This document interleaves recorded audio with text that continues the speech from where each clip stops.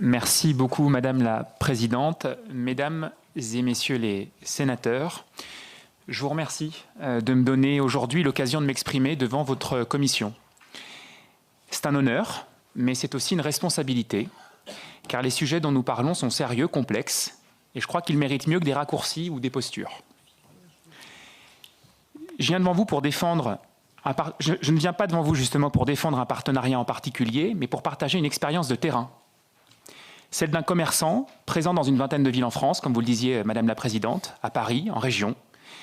Et je suis convaincu que cette audition sera l'occasion de prendre de la hauteur sur les véritables enjeux du commerce de centre-ville, au-delà du seul sujet Shein. Je suis provincial. Mon rapport au commerce est d'abord une histoire personnelle. J'ai grandi à Lyon, dans une famille d'entrepreneurs.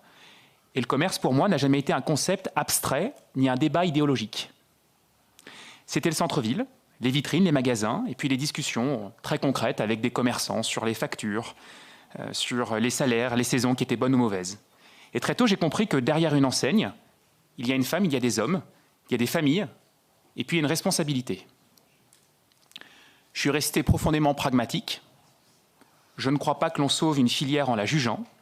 On la sauve en comprenant, et puis en l'adaptant à ceux qui la font vivre. Cette lucidité, qui est parfois inconfortable, guide encore aujourd'hui toutes mes décisions. Le groupe que je dirige, la Société des grands magasins, exploite des grands magasins et des centres commerciaux dans des métropoles comme dans des villes moyennes.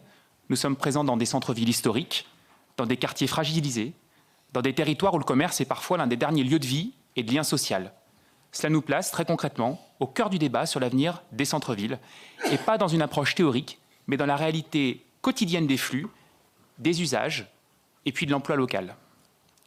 Le commerce change, les modes de consommation changent, les arbitrages des clients changent.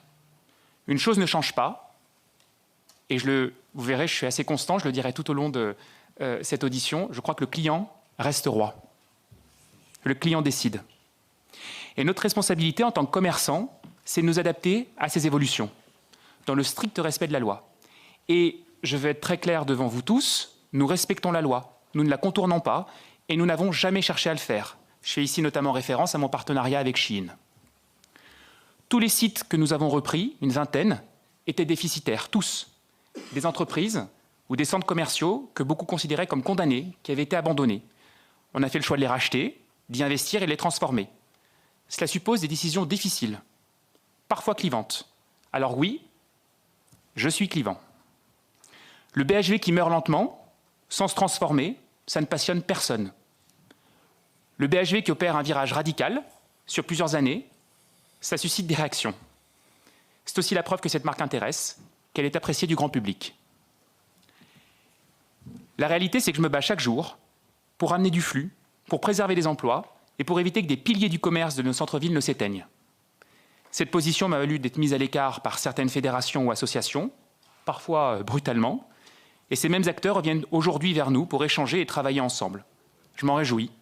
Je m'en réjouis parce que le sujet est beaucoup trop complexe pour rester enfermé dans des postures. On ne peut pas parler de commerce sans parler de clients et puis de réalité économique. Je viens donc partager une expérience et pas une vérité absolue.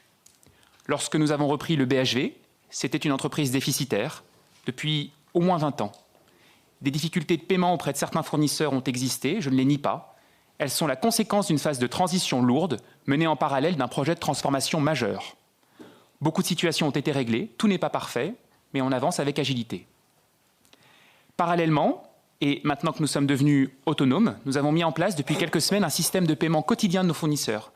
C'est un dispositif assez unique, et j'aimerais pouvoir vous en parler un peu plus tard, dans l'univers des grands magasins. Son objectif est simple, réduire les délais de paiement, sécuriser les PME et rétablir la confiance. Ça permet, de façon assez unique, de permettre à de jeunes marques d'être démontrées physiquement au cœur d'un grand magasin. Un partenariat immobilier avait été engagé avec la Caisse des dépôts. Sous l'effet des pressions politiques et médiatiques, notamment autour du débat à Shein, la Caisse des dépôts a dû se retirer. Elle a fait le choix de se retirer. C'est un fait. Et depuis, nous travaillons avec un autre acteur pour écrire la suite du projet immobilier qui reste, j'en suis convaincu, la clé de la solidité économique durable du BHV. Concernant Shein, je souhaitais être très clair, il s'agit d'une expérimentation. Ni plus, ni moins. Shein, Ce n'est pas une cause, c'est une conséquence des arbitrages économiques des Français. Des millions de consommateurs achètent déjà sur ces plateformes. La vraie question est donc opérationnelle. Préférons-nous que ces flux existent hors de nos villes, hors de nos règles, ou à l'intérieur, dans un cadre français fiscalisé, observable, dans des magasins physiques? Au BHV, il ne s'agit pas de promouvoir un modèle, mais d'observer, mesurer et apprendre. Plus de 2 mois après, nous sommes en capacité de dresser un premier bilan, sereinement, et qui fonde, vous le verrez, notre décision d'ouvrir très prochainement nos magasins en province. Il n'appartient pas à un chef d'entreprise de légiférer. Mon rôle est de faire vivre des entreprises qui emploient des milliers de collaborateurs dans le respect de la loi. Le débat médiatique ces derniers mois a, je le crois, été parfois excessif, alors même que nos magasins continuaient d'accueillir des milliers de consommateurs chaque jour. Il a aussi relevé combien certaines institutions pouvaient être éloignées des réalités de consommation et des difficultés concrètes des commerçants, notamment en région. Ne méprisons pas le bon sens de bon nombre d'acteurs économiques en région. Dans cet esprit, j'ai décidé d'être à l'initiative d'un think tank dédié à l'avenir du commerce et des centres-villes. Un espace de réflexion ouvert pour travailler sur des solutions concrètes. Très prochainement, un site internet dédié recueillera des contributions d'experts, de figures institutionnelles, fortes, d'élus locaux, d'économistes, d'urbanistes, avec l'objectif de dresser un premier diagnostic d'intérêt général. Le point de départ n'est pas Chine ni le BHV, mais l'affaiblissement structurel du commerce de centre-ville. Nos grands magasins et nos centres commerciaux de centre-ville sont positionnés comme des infrastructures de centralité urbaine, au même titre qu'une gare, qu'un hôpital ou qu'une école.